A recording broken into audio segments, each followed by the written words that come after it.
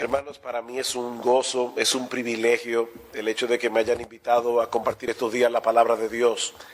La verdad es que estaba tratando de recordar cuál había sido la última vez que estuve aquí en Miami, y fue hace ya unos años.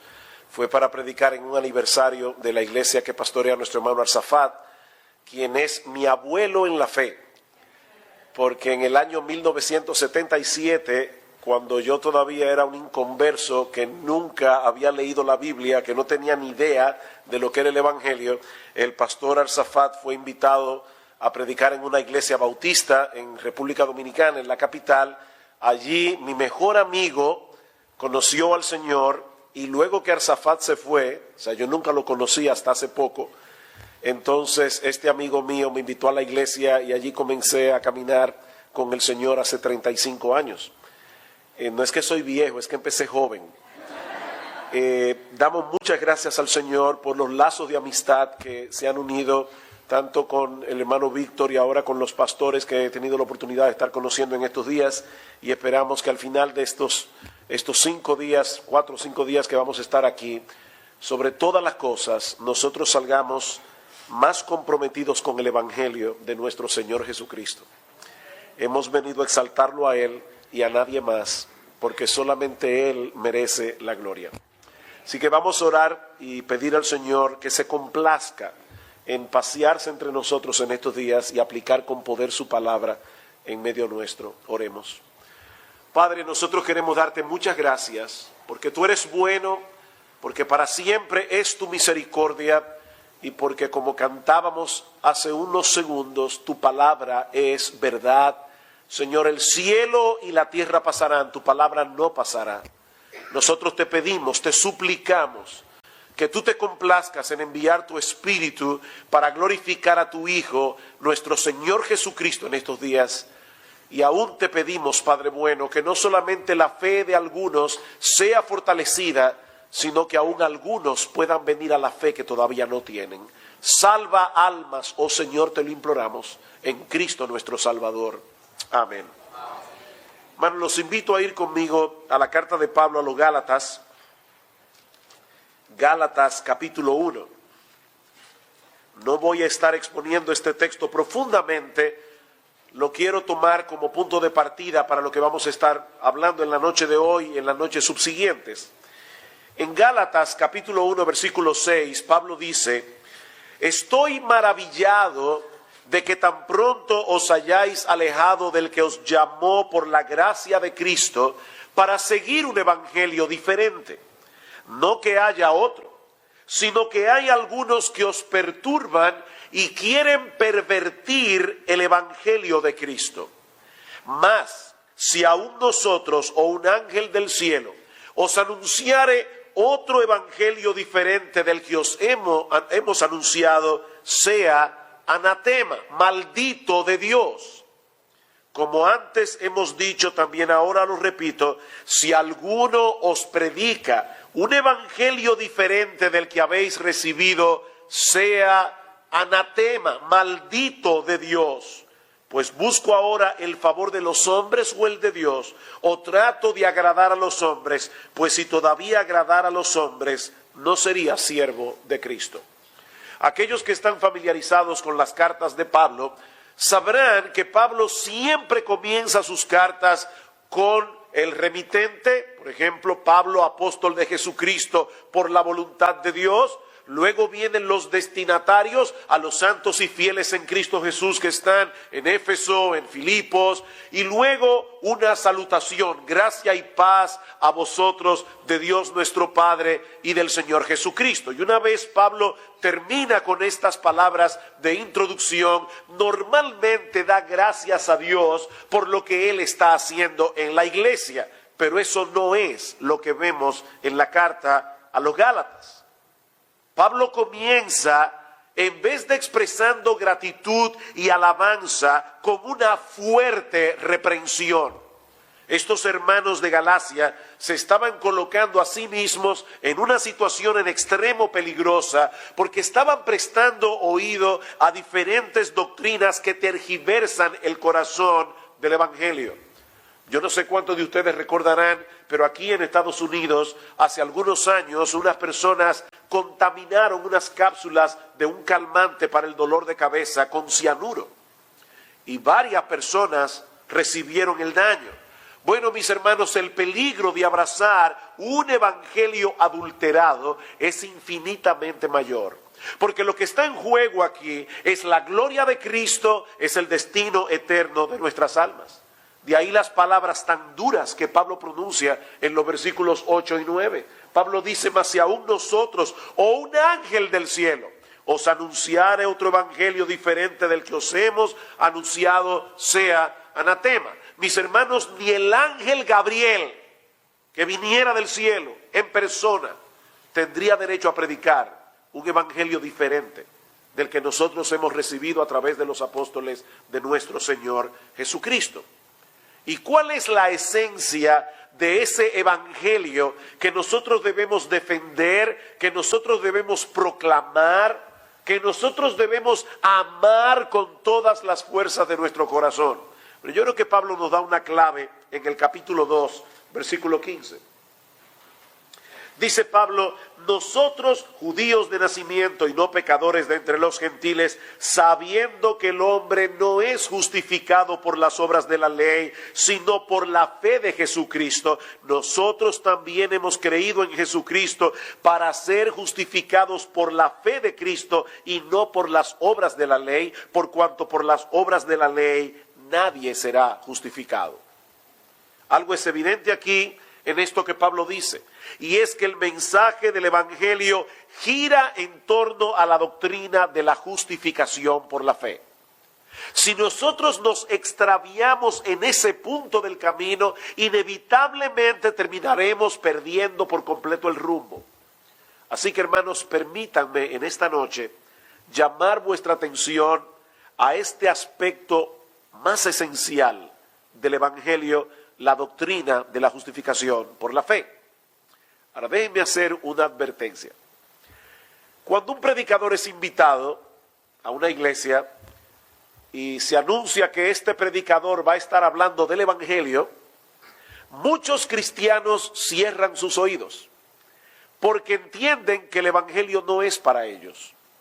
Hace unos meses mi esposa y yo estábamos viajando en Colombia y tomamos un vuelo. Yo estaba bastante cansado, pero cuando se paró la azafata a dar todas las indicaciones que ellas dan, yo me di cuenta que yo nunca le presto atención. Uno viaja tanto que uno ya las instrucciones que da la azafata, uno no le presta atención. Bueno, mis hermanos, muchas veces los cristianos hacen eso cuando se predica el evangelio en la iglesia. Ellos entienden que ya son cristianos, que el evangelio es para los inconversos y por lo tanto yo no tengo que prestarle atención. Yo espero, mi amado hermano, mi amada hermana, que tú no pienses así, porque yo he venido en estos días a predicar el evangelio. Yo anhelo de corazón que algunos incrédulos se conviertan, pero la realidad es que yo he venido a predicar el evangelio a los cristianos. Así que lo que vamos a hablar en la noche de hoy es el aspecto más esencial, más fundamental, es el corazón del evangelio, la doctrina de la justificación por la fe y sus implicaciones. Porque todo lo que vamos a decir en estas conferencias, mañana, pasado, el domingo, se basa en esta doctrina que vamos a explicar parte de esta premisa. Así que yo voy a responder varias preguntas sencillas en esta noche. La primera de ellas es: ¿qué significa ser justificado? ¿Qué significa ser justificado? Bueno, la palabra justificación es usada en la Biblia en un contexto judicial. Cuando un hombre es traído delante de un tribunal para ser juzgado, allí será condenado o será justificado. En otras palabras, será declarado culpable o inocente. En Proverbios capítulo 17, versículo 15, dice: el que justifica al impío y condena al justo, ambos son igualmente abominación a Jehová. Noten que la palabra justificar se contrapone a la palabra condenar. Lo que este texto de Proverbios nos enseña es que declarar inocente, no culpable, a un malhechor, o declarar culpable a un inocente, ambas cosas son abominables delante de Dios. El culpable debe ser condenado. el inocente debe ser absuelto, es decir, justificado. De manera que ser justificado no es otra cosa que recibir una declaración de inocencia en el tribunal. Bien, mis hermanos, es en ese mismo sentido que se usa la palabra justificación en los evangelios. La justificación es un acto de Dios por medio del cual somos perdonados y aceptados como justos en la presencia de Dios. Mira, mi hermano, mi hermana, yo no conozco lo que tú hiciste cuando tú eras inconverso o cuando tú eras inconversa. Ni siquiera los pecados que tú has cometido después que te convertiste. Delante de Dios, si tú eres cristiano, si tú eres cristiana, tú nunca has roto un plato en la presencia de Dios. Dios te ve como una persona que nunca ha violado su ley. Por medio de la justificación, la condición legal del pecador delante de Dios cambia radicalmente. Vamos al capítulo 4 de la carta de Pablo a los romanos. En la carta de Pablo a los romanos, obviamente, el tema es el evangelio. En Romanos capítulo 4, en el versículo 3, Pablo cita el texto de Génesis capítulo 15, versículo 6, donde dice que Abraham le creyó a Dios y le fue contado por justicia. Abraham depositó su fe en Dios. Y a partir de ese momento Dios comenzó a tratar con Abraham como si él fuera un hombre justo. Luego Pablo nos hace ver en el resto del pasaje que esta no fue una experiencia exclusiva de Abraham, sino que esta historia de Génesis capítulo 15 ilustra lo que Dios hace con todo pecador cuando él lo justifica. Noten el versículo 4. Pero al que obra, es decir, aquel que está tratando de ganarse su salvación, haciendo buenas obras, guardando los 10 mandamientos, viniendo a la iglesia, leyendo su Biblia, etcétera, etcétera, al que obra no se le cuenta el salario como gracia, sino como deuda. Imagínate que tú llegas a fin de mes, vas a cobrar tu cheque y la persona de contabilidad te dice, te tengo un regalo. ¿Y cuál es el regalo? Y te da tu cheque, tu sueldo. Tú le vas a decir, espérate, eso no es un regalo. Yo me gané ese dinero trabajando todo este mes en esta empresa. Pablo está diciendo, al que obra no se le cuenta el salario como gracia. Es una deuda que la empresa tiene contigo y tiene que pagarte todos los meses. Mas al que no obra, sino cree en aquel que justifica al impío, su fe le es contada por justicia. ¿Ven, hermanos? Lo mismo que sucedió con Abraham, sucede con cualquier pecador que deposita su fe en aquel que justifica al impío. Su fe le es contada por justicia. Es así como Dios justifica al pecador, dice Pablo, como lo hizo con Abraham. Y para que no haya ninguna duda, Pablo continúa citando los versículos del Salmo 32, donde se habla exactamente de lo mismo. Versículo 6 de Romanos 4. Como también David habla de la bienaventuranza del hombre a quien Dios atribuye justicia sin obras, diciendo, bienaventurados aquellos cuyas iniquidades son perdonadas y cuyos pecados son cubiertos. Bienaventurado el varón a quien el Señor no inculpa de pecado. Pablo está citando aquí el Salmo 32 para probar que el mensaje del Evangelio no era algo nuevo. Mis hermanos, todo aquel que ha sido salvado por Dios a través de todas las épocas es porque Dios le ha atribuido, es porque Dios le ha acreditado justicia sin obras. En palabras más sencillas, cuando somos justificados, Dios nos atribuye el haber vivido una vida justa como si nunca hubiésemos violado ninguna cápite de su ley. Por eso dice, bienaventurado aquel cuyos pecados son perdonados, sus iniquidades son cubiertas, el Señor no lo inculpa de pecado. Miren, mis hermanos, un hombre puede ser llevado a un tribunal, ser condenado por un crimen, ser encerrado por años en una institución penal. Cuando ese individuo cumpla su condena, a los ojos de la sociedad será un criminal perdonado. ¿Verdad que sí? Bueno, cuando Dios justifica al pecador, Él no lo ve meramente como un pecador perdonado. Dios lo ve como una persona justa que ha cumplido cabalmente su ley moral, sin haber violado nunca ninguno de sus mandamientos. Pero eso no es todo, eso no es todo. Un juez puede descargar a un acusado, puede declararlo inocente, no culpable, y no volverle a ver en su vida nunca más.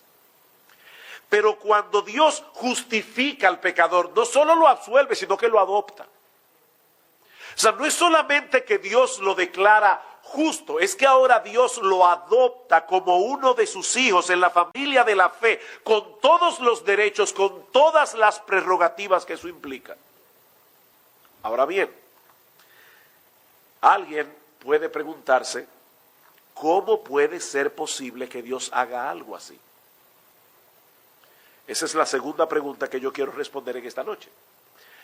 ¿Cómo Dios puede justificar de ese modo a un pecador culpable y que Dios siga siendo justo? ¿Es acaso que Dios decide pasar por alto nuestra culpabilidad y decretar una amnistía?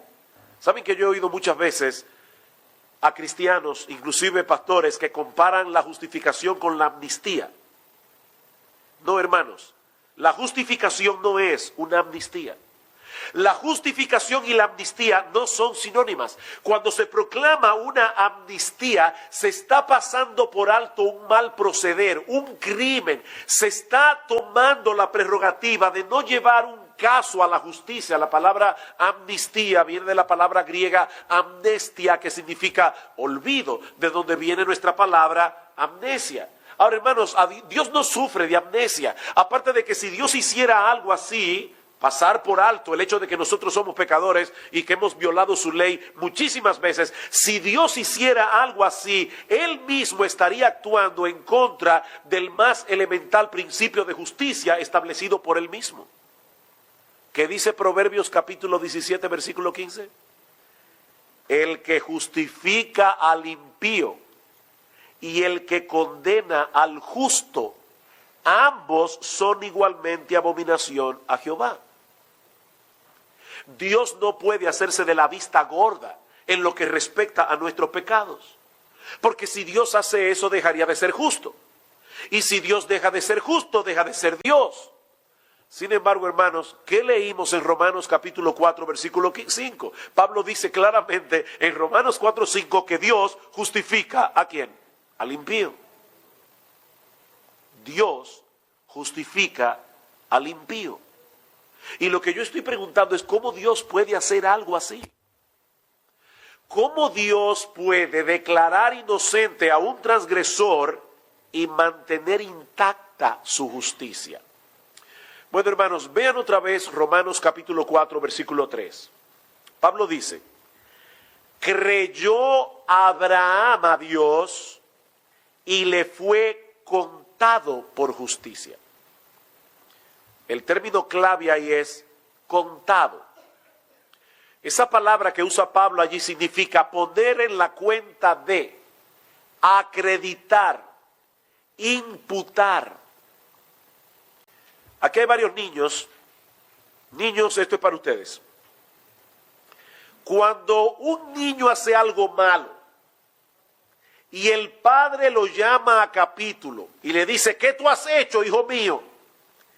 Y ese niño dice que fue su hermanito el que lo hizo, él está imputando su falta a su hermanito. Él está acreditando la falta suya, está diciendo que fue su hermanito que lo hizo. Imputar significa acreditar algo a alguien. Una de las ilustraciones más hermosas que nosotros tenemos de imputación en el Nuevo Testamento la encontramos en una carta que muchos cristianos menosprecian. Es la carta de Pablo a Filemón. Es la carta de un solo capítulo. Allí se trata el caso de un esclavo llamado Onésimo, el cual se había escapado de la casa de su amo, probablemente después de haberlo robado. De una manera providencial, ese esclavo termina en Roma y en la cárcel conoce al apóstol Pablo, y el apóstol Pablo le predica el evangelio, y Onésimo se convierte. Y ahora Pablo lo envía de vuelta a su amo con una carta, en la que Pablo le pide básicamente que reciba a Onésimo, ya no como un esclavo, sino como a un hermano en Cristo. Y en el versículo 18, Pablo le dice a su hermano en la fe, Filemón, y si en algo te dañó o te debe, ponlo en mi cuenta. Esa palabra, que es una frase en español, ponlo en mi cuenta, es una sola palabra griega en el original, y es la misma palabra que Pablo usa en Romanos. Pablo le pide a Filemón que la deuda de Onésimo se le imputara a él, que la deuda de Onésimo se le acreditara a él como si fuera Pablo que lo debiera. Bueno, hermanos, eso fue exactamente lo que hizo Dios a través de la persona de su Hijo Jesucristo. En la cruz del Calvario, todos nuestros pecados le fueron imputados a Cristo, acreditados a Cristo, de manera que Cristo pagó como si Él mismo hubiese cometido todos los pecados que tú has cometido a través de toda tu vida. Él pagó por eso, como si Él los hubiera cometido. Y al mismo tiempo, la justicia perfecta de Cristo, su obediencia perfecta a la ley de Dios, es acreditada a nosotros como si nosotros siempre hubiésemos obedecido la ley de Dios. Eso es sencillamente impresionante. Al que no conoció pecado, por nosotros lo hizo pecado, para que nosotros fuésemos hechos justicia de Dios en él. Segunda a los Corintios capítulo 5 versículo 21. Nosotros pecamos y Él es castigado. Él vive una vida de perfecta justicia y nosotros somos tratados por Dios como si esa hubiese sido nuestra vida. Por eso alguien decía que Cristo no solo murió por nosotros, y eso es algo que uno escucha mucho en las iglesias cristianas, Cristo murió por nosotros. Hermanos, eso no es suficiente. Cristo no solo murió por nosotros, Él vivió por nosotros. Cristo vivió por nosotros. Él vivió la vida que nosotros no podíamos morir y luego murió en la cruz del Calvario la muerte que nosotros merecíamos morir. Es un intercambio sorprendente. Así que no fue una declaración de amnistía lo que hizo Dios, ni mucho menos rebajar las demandas de su ley. Su carácter santo y justo hace indispensable que Él castigue el pecado. El pecado no puede quedar sin castigo, pero hermanos, en un acto de amor inconmensurable, Dios el Hijo vino al mundo, se hizo hombre y decidió recibir el castigo Él mismo para ofrecer el perdón de todas nuestras transgresiones sin pasar por alto su justicia. Romanos capítulo 3, versículo 24. Siendo justificados gratuitamente por su gracia mediante la redención que es en Cristo Jesús, a quien Dios puso como propiciación por medio de la fe en su sangre para manifestar su justicia a causa de haber pasado por alto en su paciencia los pecados pasados, con la mira de manifestar en este tiempo su justicia, a fin de que Él sea el justo y el que justifica al que es de la fe de Jesús. ¿Dónde pues está la jactancia? Queda excluida. ¿Por cuál ley? Por la de las obras, no, sino por la ley de la fe. Ahora, ¿cómo puede el pecador recibir un beneficio tan extraordinario? Esa es mi tercera pregunta. Y la respuesta es por medio del arrepentimiento y de la fe. Que dice en Marcos capítulo 1 versículo 14, dice que Cristo vino predicando el reino de Dios, ha llegado, arrepentíos y creed en el evangelio. La palabra arrepentimiento señala ese momento en que el pecador se da cuenta de la seriedad de su pecado delante de Dios y decide volverse a Él. No solo procurando ser perdonado, sino también deseando ser libertado de la esclavitud del pecado, de la esclavitud que no le permite hacer la voluntad de Dios. Este hombre viene delante de Dios con el anhelo, el deseo de cambiar el rumbo de su vida. De manera que el arrepentimiento es mucho más que sentir remordimiento por haber pecado. El arrepentimiento es mucho más que sentir dolor por el daño que nuestro pecado nos ha hecho a nosotros y ha hecho a otros. Arrepentirse es ponerse de acuerdo con Dios en lo que respecta a nuestra condición delante de Él. Es venir delante de Dios y decirle: sí, Señor, yo sé que he violado tu ley, yo sé que merezco ser condenado en el infierno por causa de todas mis transgresiones, pero ahora vengo a ti pidiendo que me perdones y con la disposición de divorciarme de mi vida de pecado, no confiando en mí, sino confiando en ti. Eso es arrepentimiento. Yo no puedo divorciarme de mi vida de pecado, no en mis propias fuerzas. Pero cuando un pecador viene a Cristo, viene con la disposición de divorciarse, aunque sabe que eso solo podrá hacerlo por la gracia de Dios. Eso es arrepentimiento. Es una acción y una actitud que no solo se asume en el momento inicial de la conversión. Hermanos, el arrepentimiento es algo que aparece en la vida del cristiano todo el tiempo. Todo el tiempo. Es verdad que nos convertimos en un momento, ya somos hijos de Dios. Pero la vida del creyente es una vida de arrepentimiento. Constantemente el cristiano se está volviendo de sus pecados hacia Dios. Una de las cosas que vamos a ver más adelante en otra de las conferencias es cómo nuestro corazón se va detrás de los ídolos. Y el cristiano tiene que estar constantemente dándole la espalda a los ídolos para volverse hacia Dios. Y es allí precisamente donde entra en juego la fe. Déjenme hacerles una pregunta. Si yo estoy en este momento mirando hacia esta bandera y ahora me vuelvo a mirar esta bandera, ¿cuántas acciones yo he hecho? ¿Una o dos? ¿Qué yo he hecho? ¿Una cosa o dos cosas? Bueno, yo he hecho un movimiento que incluye dos cosas. Yo le he dado las espaldas a esta bandera y me he tornado hacia esta otra bandera. Eso es el arrepentimiento y la fe. El arrepentimiento es darle la espalda al pecado, pero al mismo tiempo es volverme hacia Dios. Por eso alguien decía que lo que Dios quiere que nosotros hagamos es que tengamos un arrepentimiento creyente o que tengamos una fe arrepentida. Nosotros no podemos divorciar la fe del arrepentimiento. Son perspectivas de un mismo movimiento, aunque son dos cosas diferentes.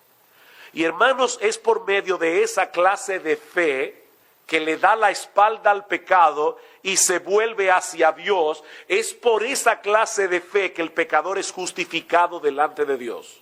Cuando viene sin mérito alguno, clamando por misericordia, confiando únicamente en la persona y la obra de nuestro Señor Jesucristo. Por eso yo le pregunto a veces a las personas: ¿alguna vez en tu vida tú te has visto delante de Dios tan pecador que mereces el infierno? Si la persona me dice que no, ya yo sé que no es cristiano. Si tú estás aquí esta noche y tal vez tú profesas la fe de Cristo, si tú crees que tú no mereces el infierno por ti mismo, tú no eres cristiano. Porque el paso inicial de ser cristiano es ponerme de acuerdo con Dios en cómo Él ve mi pecado. Y Dios ve mi pecado como algo tan grave que Él tuvo que enviar a su Hijo Jesucristo a morir en una cruz para poder sufrir el castigo que mis pecados merecían. Así de serio es el pecado delante de Dios. Ahora, hermanos, déjenme hacer otra aclaración que es muy común en el pueblo evangélico. En el pueblo evangélico se oyen expresiones como estas: la fe puede mucho. O nosotros somos salvos por la fe. Bien, déjeme corregir eso. Primero, la fe no puede mucho. La fe no puede nada. El que puede mucho es Dios, en el que yo pongo mi fe. Pero por otro lado, la fe no salva. Que quede eso claro. La fe no salva, hermanos. El que salva es Cristo por medio de la fe. Y eso parece un juego de palabras, pero no lo es. La fe es simplemente el medio instrumental por medio del cual yo me apropio de la gracia de la justificación que solo se encuentra en Cristo. Déjenme poner un ejemplo. Un mendigo debe mendigar para vivir. Ahora, ¿qué es lo que lo mantiene vivo? ¿Es el mendigar en sí mismo?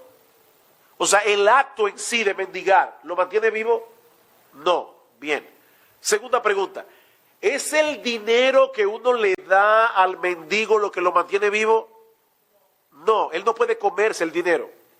Lo que lo mantiene vivo es la comida que él compra con el dinero que gana mendigando. Así que lo que lo mantiene vivo no es el mendigar, no es el dinero, es el alimento que él consigue a través de ese dinero. Otro ejemplo. Seguramente muchos de ustedes han sido invitados a algún banquete, a alguna cena.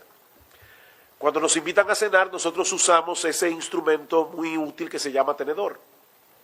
El tenedor no alimenta. Si tú tratas de comerte un tenedor, te vas a romper los dientes. El tenedor no alimenta. Lo que alimenta es la comida que tú te llevas a la boca por medio del tenedor. Bueno, eso es exactamente lo que pasa por la fe. Lo que estamos diciendo es que el medio instrumental, el tenedor, a través del cual somos justificados por Dios, es la fe sola. La fe sola. Y esa pequeña palabra hace un mundo de diferencia. Fue en torno a ella que giró el debate de la Reforma Protestante del siglo XVI. Mis hermanos, la Iglesia Católica Romana nunca ha negado el papel de la fe en la salvación del pecador. Nunca. La Iglesia Católica Romana cree que el pecador se salva por fe, pero no por la fe sola, sino por la fe más los sacramentos, por la fe más las buenas obras. La Iglesia cristiana, en base a la Biblia, enseña que la justificación es únicamente por medio de la fe. ¿Dónde vemos eso en la Biblia? Romanos capítulo 1. Romanos capítulo 1.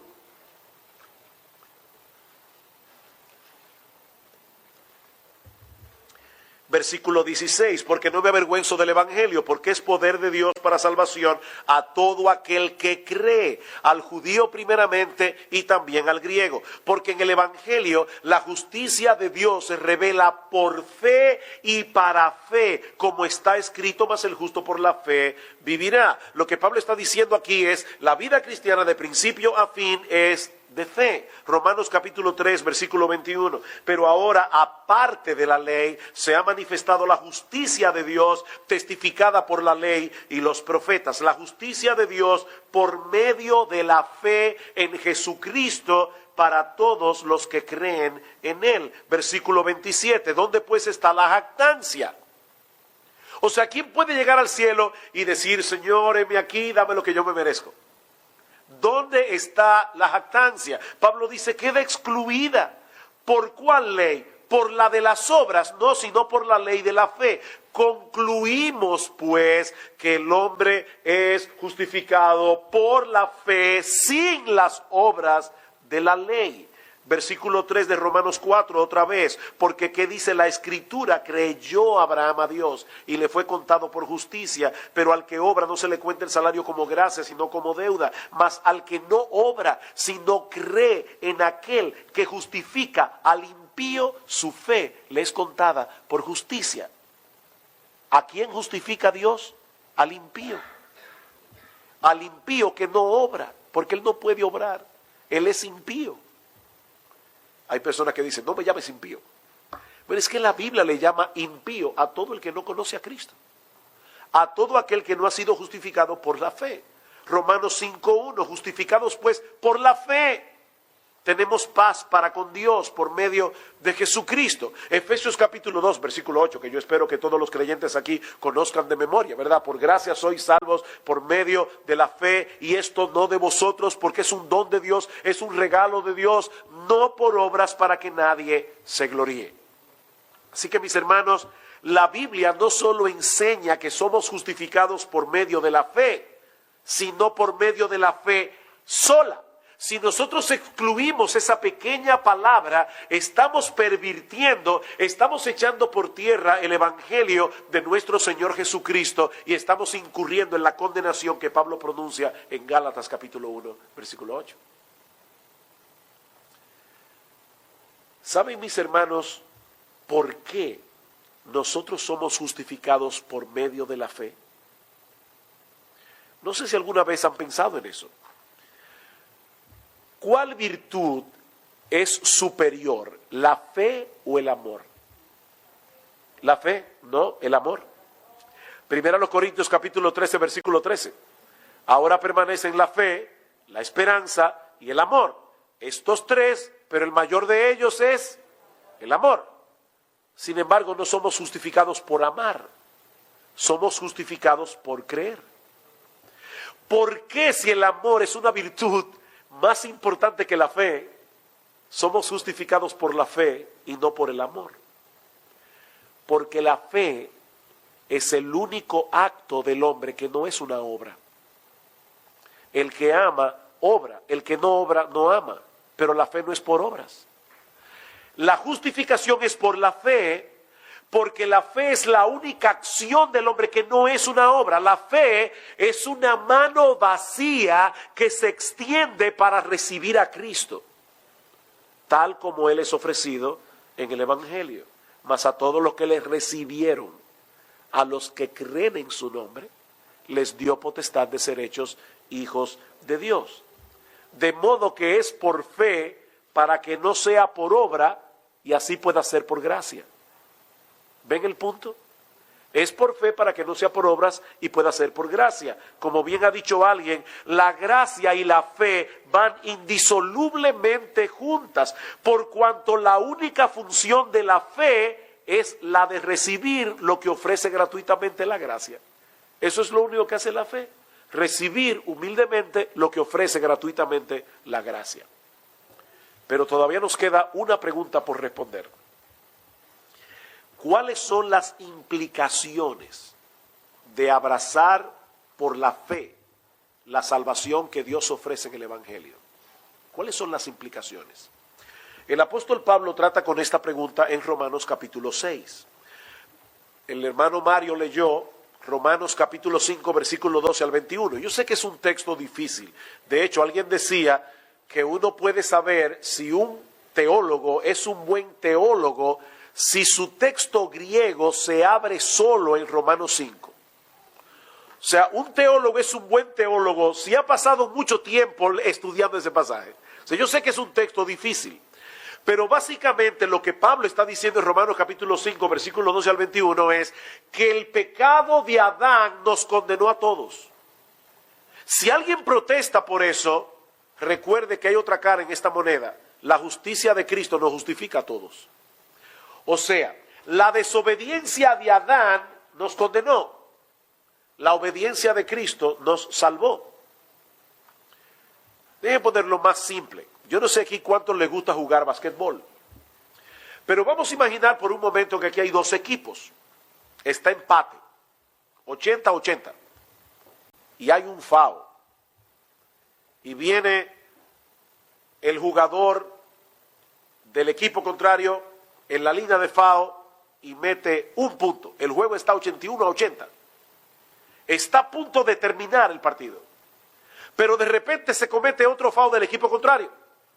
Y ahora viene el jugador del equipo contrario, se está en la línea de foul, tira su primer tiro y falló. Ya solo faltan 2 segundos para que termine el juego. Vuelve de nuevo y tira su segundo tiro y falló. ¡Pam! Se acabó el juego. ¿Quién perdió? ¿El jugador de la línea de foul o el equipo completo? El equipo completo falló. Bueno, eso fue lo que pasó. Adán estaba en la línea de foul. Cuando le tocó su tiro, Adán falló. Y todos nosotros perdimos.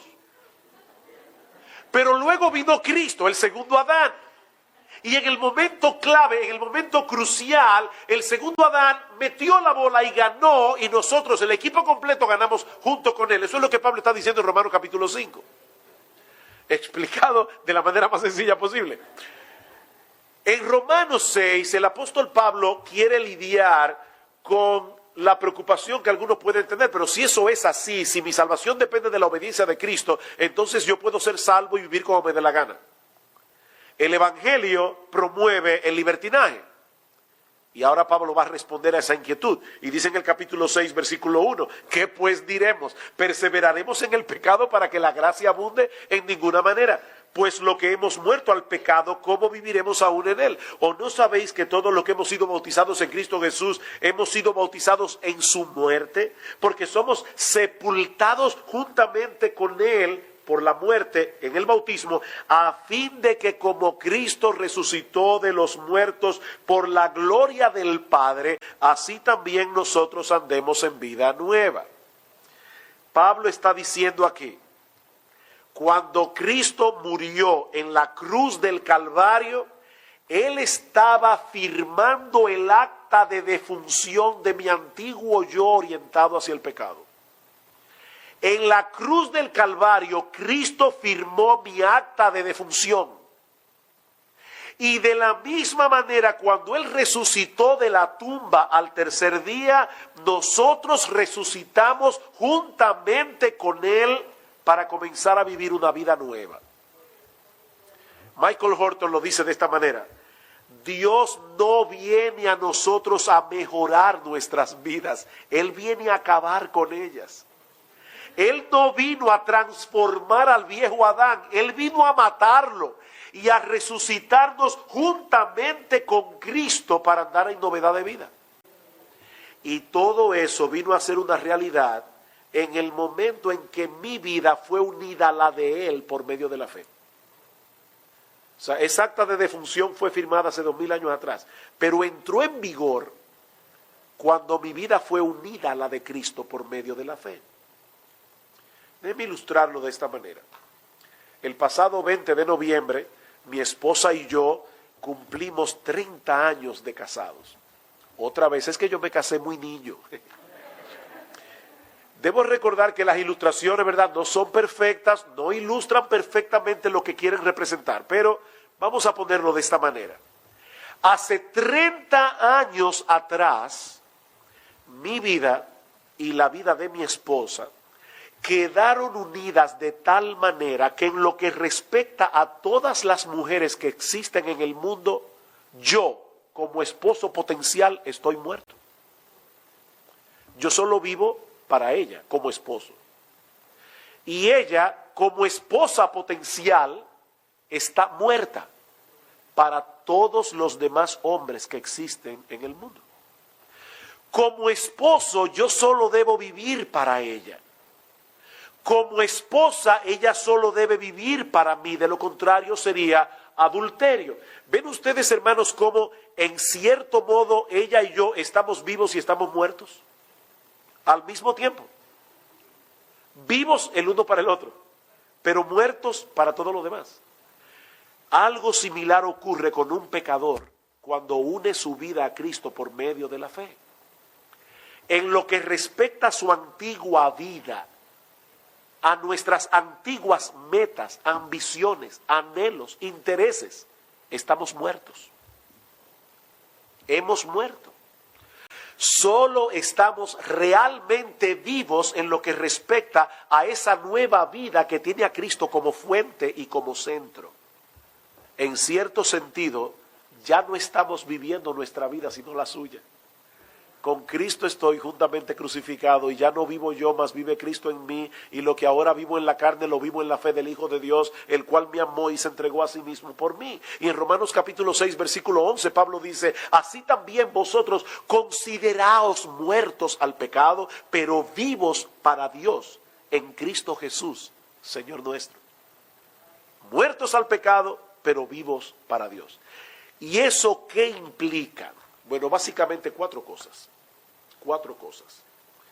Y yo espero, hermano, que cuando tú oigas estas cuatro cosas, tú salgas de aquí saltando de alegría. Cuatro cosas. En primer lugar, eso implica que ahora tenemos un nuevo expediente delante de Dios, porque el pasado de Cristo ahora cuenta como si fuera mi pasado. Todo mi pecado ya fue clavado por Cristo en la cruz.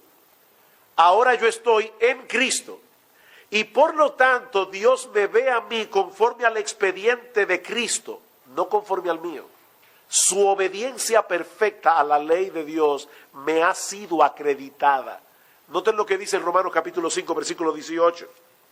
Pablo dice: Así que como por la transgresión de uno, Adán, vino la condenación a todos los hombres, de la misma manera por la justicia de uno, ¿quién? Cristo, vino la justificación para todos los hombres, la justificación de vida. Porque así como por la desobediencia de un hombre, los muchos fueron constituidos pecadores, así también por la obediencia de uno, los muchos serán constituidos justos. Ha habido un cambio de expediente. En segundo lugar, eso también significa que ahora tenemos una nueva identidad.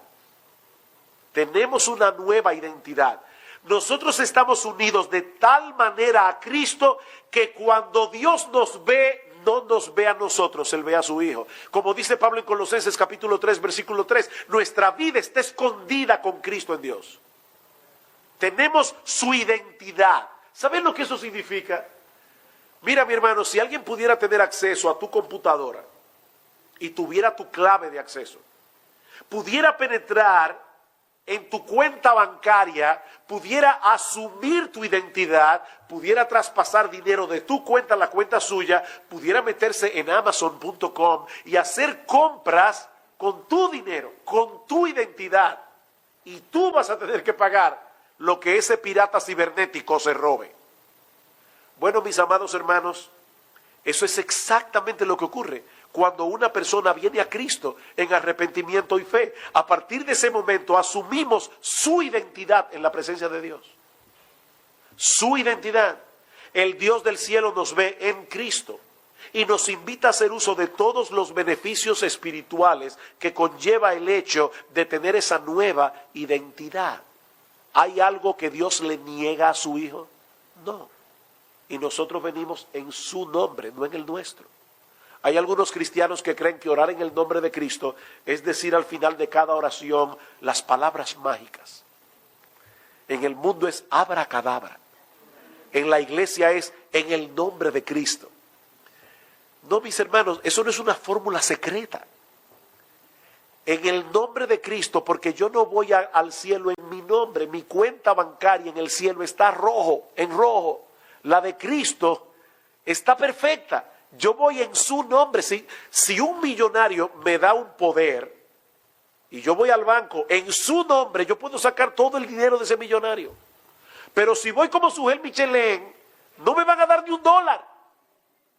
Cuando nosotros vamos al trono de Dios, vamos con la identidad de su Hijo, en el nombre de su Hijo. Por eso es que Pablo dice, si Dios nos entregó a su Hijo, ¿cómo no nos dará con Él juntamente todas las cosas? En tercer lugar, eso también implica que como ahora estamos muertos al pecado y vivos para Dios, tenemos nuevos deseos y una nueva capacidad para hacer la voluntad de Dios. Romanos capítulo 6, versículo 12. Y mis hermanos, es uno de los textos más mal interpretados en muchas iglesias evangélicas en el día de hoy. Pablo dice, no reine pues el pecado en vuestro cuerpo mortal, de modo que lo obedezcáis en sus concupiscencias, ni tampoco presentéis vuestros miembros al pecado como instrumentos de iniquidad, sino presentaos vosotros mismos a Dios como vivos de entre los muertos y vuestros miembros a Dios como instrumentos de justicia. Y ahora escuchen, porque el pecado no se enseñoreará de vosotros, pues no estáis bajo la ley, sino bajo la gracia. Algunas personas dicen, ya podemos hacer lo que nos dé la gana. No estamos bajo la ley, estamos bajo la gracia. ¿Es eso lo que ese texto significa? Por supuesto que no. ¿Qué es lo que Pablo está diciendo allí? El hombre, cuando nace en este mundo, lo quiera o no lo quiera, nace en el mundo creado por Dios. Y por lo tanto está bajo la ley. Él tiene la obligación de cumplir la ley de Dios. Muchos de ustedes se hicieron ciudadanos norteamericanos, quizás recientemente. Cuando tú te haces ciudadano norteamericano, tú estás comprometiéndote a cumplir las leyes de este país, aunque esas leyes hayan sido decretadas cuando tú ni eras ciudadano norteamericano. Pero si tú eres ciudadano norteamericano y vives aquí, tienes que cumplir esa ley o esas leyes. Bueno, este es el mundo de Dios. Y todo hombre está obligado a cumplir la ley de Dios. Y algún día tendrá que darle cuenta a Dios en su tribunal por no haber cumplido su ley. Eso es estar bajo la ley. ¿Cuál es el problema del hombre? Tener que obedecer la ley y no poder hacerlo. El pecador está en la condición maldita, porque es una condición maldita, de tener que obedecer la ley y no querer hacerlo ni poder hacerlo. ¿Qué es estar bajo la gracia? Es tener el recurso de gracia de Dios para que yo ahora pueda darle a su ley una nueva obediencia. El cristiano no obedece perfectamente la ley de Dios, porque todavía el pecado mora en nosotros, pero sí podemos obedecer sinceramente la ley de Dios y de hecho queremos hacer su voluntad, aunque sea una guerra. En otras palabras, ahora estamos bajo la gracia en el sentido de que contamos con todos los recursos que emanan de la gracia de Dios por causa de nuestra unión con Cristo en su resurrección, de modo que ahora podemos obedecer la ley moral de Dios. Yo no sé cuántos de ustedes vieron la película Salvando al Soldado Ryan, de Steven Spielberg. ¿Algunos la vieron aquí? Salvando al Soldado Ryan. Ok. Esa película comienza con el desembarco de Normandía. El 6 de junio del año 1944, las tropas aliadas desembarcaron en Normandía. Y ese día está marcado como el día D en la Segunda Guerra Mundial. Ese día se determinó la derrota de Hitler y de la Alemania nazi. Ahora, la guerra no terminó el 6 de junio del año 1944, pero en cierto modo la derrota de Hitler quedó marcada, quedó sellada el 6 de junio de 1944, en el día D. Sin embargo, la victoria total de los aliados ocurrió 11 meses más tarde, el 7 de mayo de 1945, cuando Hitler o la Alemania nazi se rindió. En esos 11 meses se libraron las batallas más sangrientas de la Segunda Guerra Mundial en Francia, en Bélgica y en Alemania. Aunque el enemigo estaba mortalmente herido, todavía continúa haciendo mucho daño. Bien, vamos a aplicar esta analogía a la fe cristiana. Hermanos, el día que Cristo murió en la cruz del Calvario es nuestro día D. Allí se selló la derrota de Satanás y la victoria de los hijos de Dios. Pero todavía no hemos llegado al día B, que es el día de la victoria, cuando nuestro Señor Jesucristo regrese en gloria. Nosotros estamos en el campo de batalla, pero ya sabemos quién va a ganar. Me encanta algo que leí hace muchos años de un individuo, un señor que está en un parque leyendo su Biblia en el libro de Apocalipsis, y pasan unos estudiantes de teología muy orondos y le dicen al individuo: ¿qué tú estás leyendo? Y dice: el libro de Apocalipsis. Y le preguntan con mucha condescendencia: ¿y tú sabes? ¿Tú entiendes el libro de Apocalipsis? Dice él: perfectamente. ¿Podrías explicarnos el libro de Apocalipsis? Dice él: sí, al final nosotros ganamos. Eso es todo, hermanos. Usted puede leer que si la bestia, que si el dragón, que si no sé qué. El libro de Apocalipsis lo que enseña es que al final nosotros ganamos. Ya la victoria fue sellada en la cruz del Calvario en el día D. Estamos esperando que nuestro Señor Jesucristo regrese en gloria en el día B. Y eso nos lleva a la última y cuarta implicación. No solo tenemos un nuevo expediente, tenemos una nueva identidad, tenemos un nuevo deseo y capacidad de hacer la voluntad de Dios, también tenemos un nuevo destino. Nosotros estamos unidos al Cristo resucitado y podemos estar completamente seguros de que en su segunda venida el cuerpo de la humillación nuestra será transformado conforme al cuerpo de la gloria suya. Eso es tan seguro como que estamos aquí. Eso va a suceder así. Y es ese evangelio que ofrece una salvación tan grande solo por Cristo, solo por gracia y solo por medio de la fe, el que Pablo está defendiendo en Gálatas capítulo 1 y el que nosotros debemos defender y proclamar en nuestras iglesias mientras Dios nos conceda vida. Mis hermanos queridos, no demos por sentado el evangelio. Porque si hay algo que el pecador necesita para ser salvo y los creyentes necesitan para crecer en santidad, es ampararse todos los días en el evangelio de nuestro Señor Jesucristo. Pastores que están aquí, prediquen el evangelio. Yo no estoy diciendo con esto que todos los domingos en la iglesia tenemos que traer una prédica evangelística. Lo que estoy diciendo es que no importa cuál sea el tema que nosotros estemos exponiendo en la iglesia, debemos explicarlo, predicarlo a la luz de aquello que ocurrió hace 2000 años en la cruz del Calvario. Tú no puedes hablar del matrimonio sin hablar del evangelio. Porque Pablo dice en Efesios capítulo 5 versículo 25, maridos, amad a vuestras mujeres, así como Cristo amó a la iglesia y se entregó a sí mismo por ella para santificarla, el evangelio. Tú no puedes hablar de las ofrendas sin referirte al evangelio, porque ya conocéis, hermanos, la gracia de nuestro Señor Jesucristo, que siendo rico se hizo pobre, para que vosotros en su pobreza fueseis enriquecidos, el evangelio. No se puede hablar de nada que no esté centrado en el evangelio. Mark Stiles, pastores, escuchen esto, predicadores que están aquí. Mark Stiles dice que una buena prueba que podemos hacernos los predicadores para asegurarnos de que no estamos dando por sentado el evangelio en nuestra predicación es hacernos la siguiente pregunta: ¿podría haber predicado el sermón del domingo pasado aun si Cristo no hubiera muerto en la cruz? Si tú hubieras podido predicar el mismo sermón que predicaste el domingo pasado, aunque Cristo no hubiera muerto en la cruz, lo que tú predicaste fue moralismo, no cristianismo. Nosotros no podemos predicar nada que no tome en cuenta el hecho de que vivimos después de la cruz, después de lo que Cristo hizo en la cruz del Calvario. Dice Juan Calvino, y con esta cita concluyo.